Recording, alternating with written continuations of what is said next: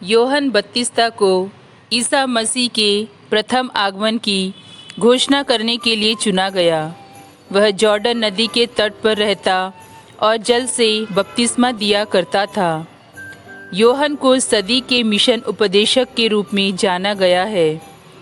योहन के मिशन कार्य को देखकर योहन को ईसा के आगमन का पथ तैयार करने वाला तथा चमकता तारा कहा गया है।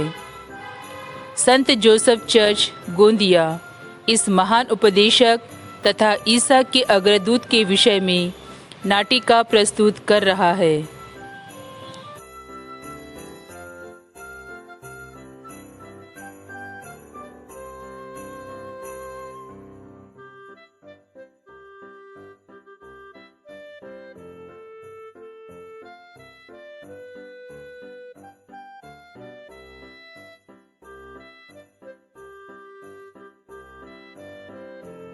राजा हेरोद के समय अबियस के दल का जकरियस नामक एक याजक था।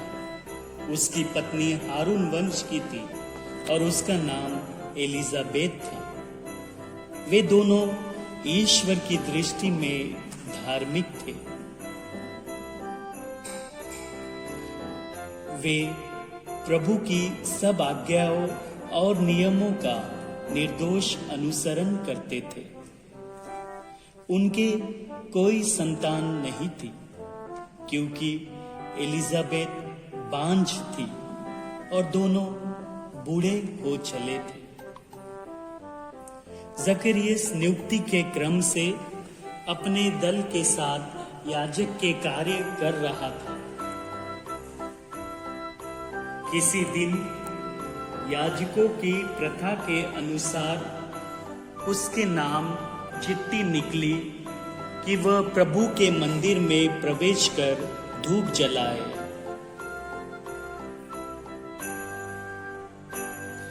धूप जलाने के समय सारी जनता बाहर प्रार्थना कर रही थी।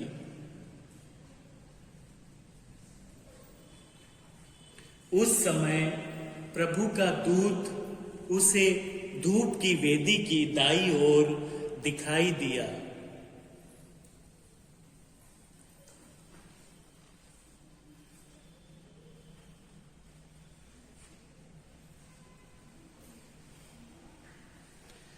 जकरियस स्वर्गदूत को देखकर घबरा गया और भयभीत हो उठा, परंतु स्वर्गदूत ने उससे कहा, जकरियस डरिए नहीं, आपकी प्रार्थना सुनी गई है। आपकी पत्नी एलिजाबेथ के एक पुत्र उत्पन्न होगा। आप उसका नाम योहन रखेंगे। आप आनंदित और उल्लासित हो उठेंगे और उसके जन्म पर बहुत से लोग आनंद मनाएंगे। वह प्रभु की दृष्टि में महान होगा। अंगूरी और मदिरा नहीं पिएगा। वह अपनी माता के गर्भ में ही पवित्र आत्मा से परिपूर्ण हो जाएगा और इज़राइल के बहुत से लोगों का मन उनके प्रभु ईश्वर की ओर अभिमुख करेगा। वह पिता और पुत्र का मेल कराने, स्वेच्छाचारियों को धर्मियों की सद्बुद्धि प्रदान करने और प्रभु के लिए एक सुयोग्य प्रजा तैयार करने के लिए एलियस के मनोभाव और सामर्थ्य से संपन्न प्रभु का अग्रदूत बनेगा। जकरियस ने स्वर्गदूत से कहा, इस पर मैं कैसे विश्वास करूं, क्योंकि मैं तो बूढ़ा हूं और मेरी पत्नी बूढ़ी हो चली है। स्वर्गदूत ने उसे उत्तर दिया, मैं गैब्रियल हूं, ईश्वर के सामने उपस्थित रहता हूं। मैं आपसे बातें करने और आपको यह शुभ समाचार सुनाने भेजा गया हूं। देखिए, जिस दिन तक ये बातें पूरी नहीं होगी उस दिन तक आप मौन रहेंगे और बोल नहीं सकेंगे, क्योंकि आपने मेरी बातों पर जो अपने समय पर पूरी होगी विश्वास नहीं किया। जनता जकरियस की बाट जोह रही थी और आश्चर्य कर रही थी कि वह मंदिर में इतनी देर क्यों लगा रहा है। बाहर निकलने पर जब वह उनसे बोल नहीं सका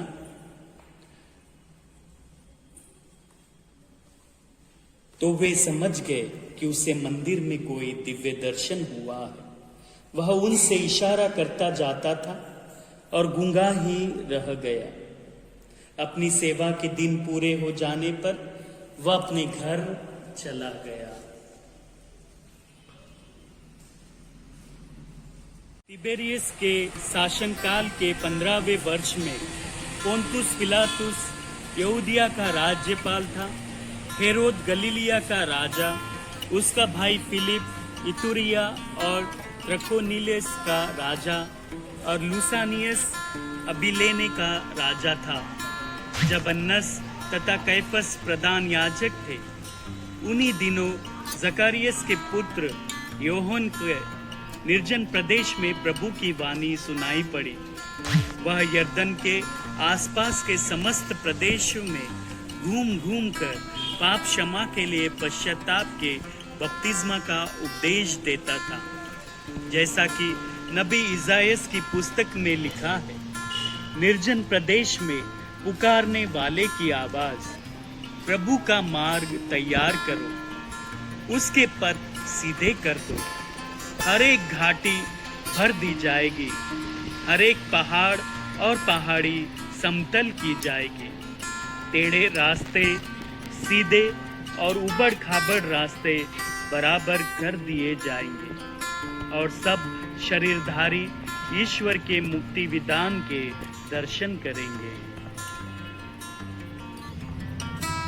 तो लोग योहन से बपतिस्मा ग्रहण करने आते थे।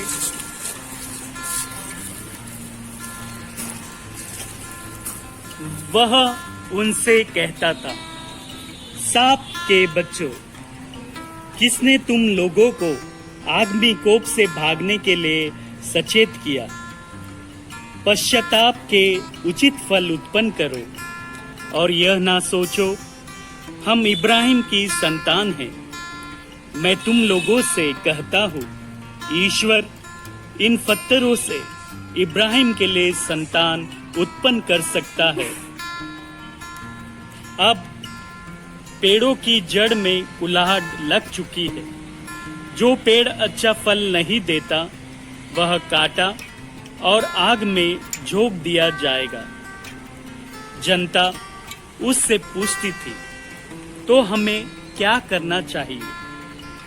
वह उन्हें उत्तर देता था, जिसके पास 2 कुर्ते हो वह एक उसे दे दे जिसके पास नहीं है, और जिसके पास भोजन है वह भी ऐसा ही करे। नाकेदार भी बपतिस्मा ग्रहण करते थे।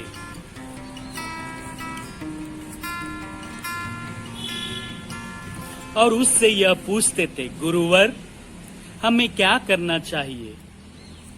वह उनसे कहता था, जितना तुम्हारे लिए नियत है उससे अधिक मत मांगो। सैनिक भी उससे पूछते थे, और हमें क्या करना चाहिए? वह उनसे कहता था, किसी पर अत्याचार मत करो, किसी पर झूठा दोष मत लगाओ और अपने वेतन से संतुष्ट रहो। जनता में उत्सुकता बढ़ती जा रही थी और योहन के विषय में सब मन ही मन सोच रहे थे कि कहीं यही तो मसीहा नहीं है। इसलिए योहन ने सबों से कहा, मैं तो तुम लोगों को जल से बपतिस्मा देता हूँ, परंतु एक आने वाले हैं जो मुझसे अधिक शक्तिशाली है। मैं उनके जूते का फीता खोलने योग्य भी नहीं हूँ। वह तुम लोगों को पवित्र आत्मा और आग से बपतिस्मा देंगे। वह हाथ में सूप ले चुके हैं, जिससे वह अपना खलियान ओसा कर साफ करे और अपने गेहूं अपने बखार में जमा करें। वह भूसी को ना बूझने वाली आग में जला देंगे। इस प्रकार के बहुत से अन्य उपदेशों द्वारा योहन जनता को सुसमाचार सुनाता था। स्वर्ग में महिमा और पृथ्वी पर कृपा पात्रों को शांति। ईसा का जन्म एक चरनी में हुआ। मरियम और जोसेफ नन्हे बालक को पाकर आनंदित हुए। दूतगण उसकी महिमा गाते और राजा तथा गडेरिये उसकी स्तुति और आराधना करते। स्वर्ग में आनंद तथा धरा पर जय जयकार हुआ। Jesus Christ was born on Christmas Day, and man will live forevermore because of Christmas Day.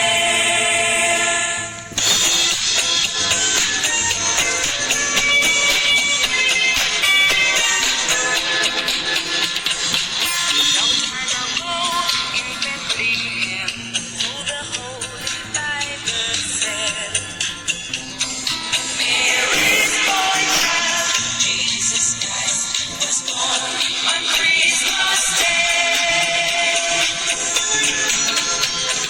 Hark now hear the angels sing, a King was born today. Man will live forevermore because of Christmas Day.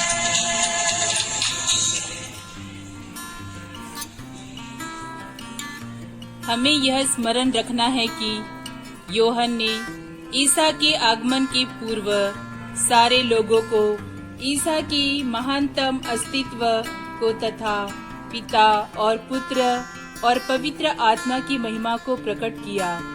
ईसा ने योहन से बपतिस्मा ग्रहण कर अपने पिता का कार्य प्रारंभ किया। योहन ही वह महान तारा तथा दीपक था जिसने मुक्तिदाता को पहचान कर उसका साक्ष्य लोगों को दिया।